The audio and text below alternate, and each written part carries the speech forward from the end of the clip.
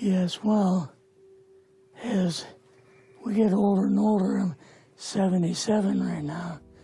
You can't live forever, you know. So if this procedure I'm going to have to clean the blood doesn't work, then I've got probably a few more months to make it before my kidneys shut down, you know. So that's kind of why I'm kind of going along with the interview at this time.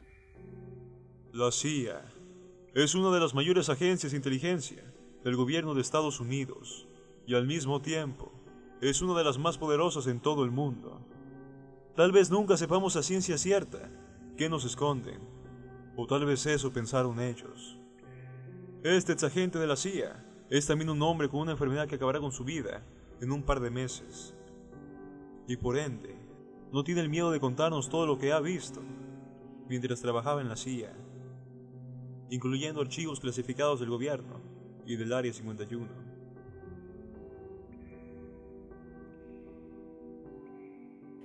I started working with him on the project he was on, and that was Project Blue Book, which was kind of partially a fraud.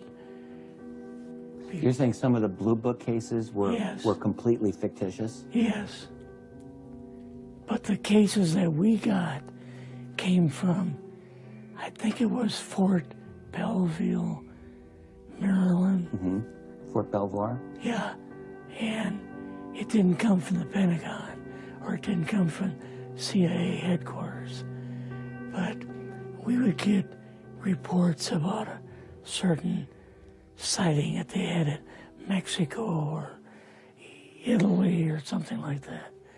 And then we had people that would follow through on it. They would go out and interview the people to see if they were nutcases. But my boss filled me in on Project Blue Book and what they had found so far, as far as grays and aliens and the Roswell incident. How did you feel when this first got dumped on you? When you first learned about this? I was just kind of overwhelmed with all of this, you know. And I said to him, I don't know if I'm going to be able to be a judge of this type of thing. What's real, what's not, when I don't have much knowledge of it, you know. And then the other thing is, of course, you really weren't able to tell family or close friends, obviously. No, I couldn't tell anybody. In fact, I had to take a vow that I wouldn't tell anybody. A lot of it for 40 years, and more of it for 50 years, which is up in... They were telling the world all UFOs are misidentifications, hoaxes, yeah, balloons, psychological issues, whatever. Yes. Yeah. So my boss came to me and he says, we've both got a new assignment. And he says, oh, I said, where are we going? Oh, he says, we're going to the Capitol.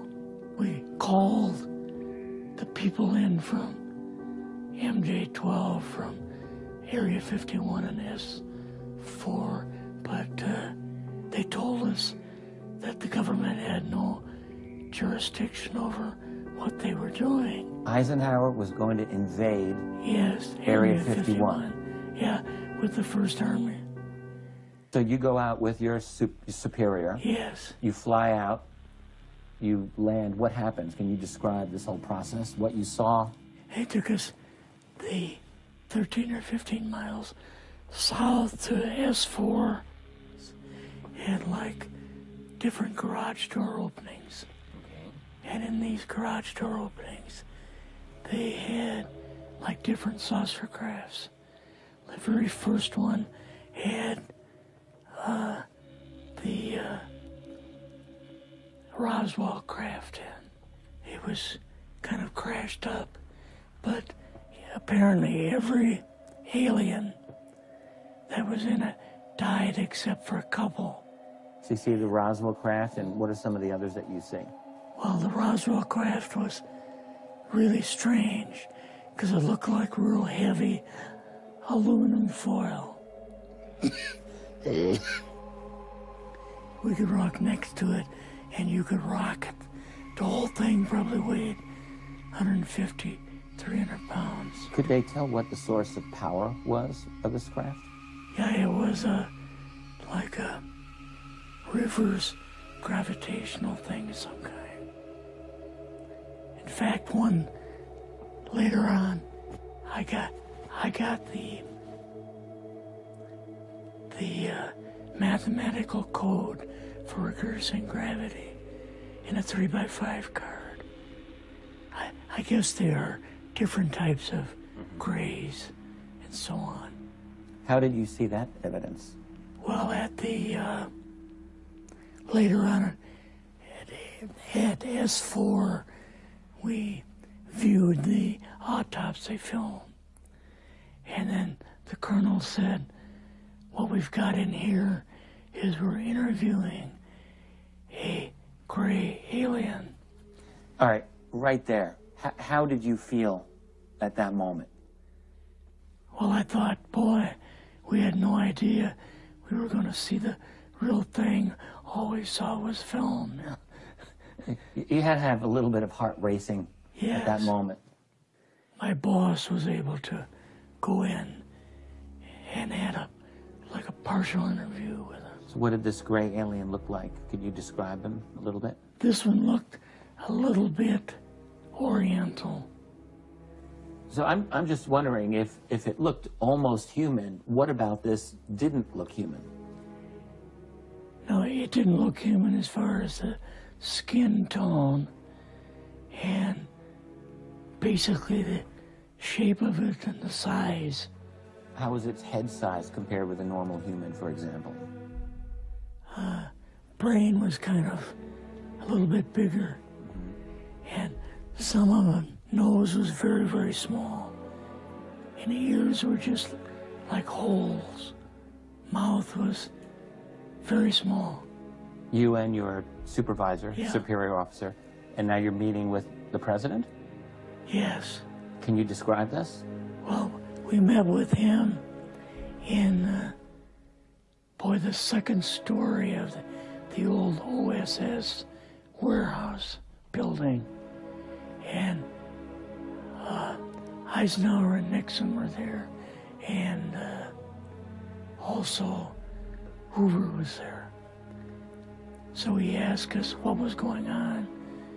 And we told him about the alien, the whole situation, and the black projects and so on. And he was just totally shocked. He appeared for the first time to be worried. You know, like he was worried. I would think that Eisenhower would, he certainly knew that flying saucers were real. Yes. He knew that there were aliens. So I guess I'm just wondering, what would he have been, really surprised about? Surprised about the black programs. Eisenhower said, "Gotta keep this thing completely secret. You know, can't talk about this." Your actual name is, the name you grew up with, that was a different name than what you Yes. had in the... I never used it in the CIA at all. Now, what about today?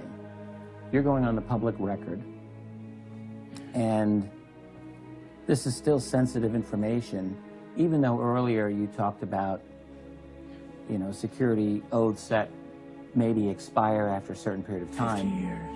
but you're still concerned. Linda Moulton Howell's phone call, her phone was tapped, and they got my phone number, and through the telephone company, they were able to find me, and so on. When they found you, what happened? I was going to a grocery store. Two guys in black suits come out of a black Lincoln town car and came over to see me. And they told me that I better not publish anything or talk to Linda about any more things. So at that time, I did, I stopped. That was enough to intimidate you. Yes. Rather remain anonymous. Never show my face on anything. Really, thank you for doing this.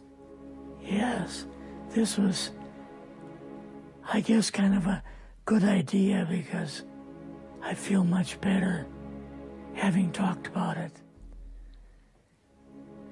I kind of feel like there's a load off my shoulders. Really?